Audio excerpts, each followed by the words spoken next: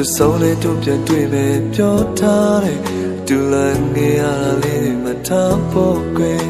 လေတွေကလွင်လွထွက်လာသလားမသိတဲ့သူချစ်တဲ့စကားသံလေးတွေကြားမိရဲ့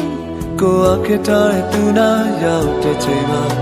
တေးရသူကိုပြတ်ဖတ်တာမှာ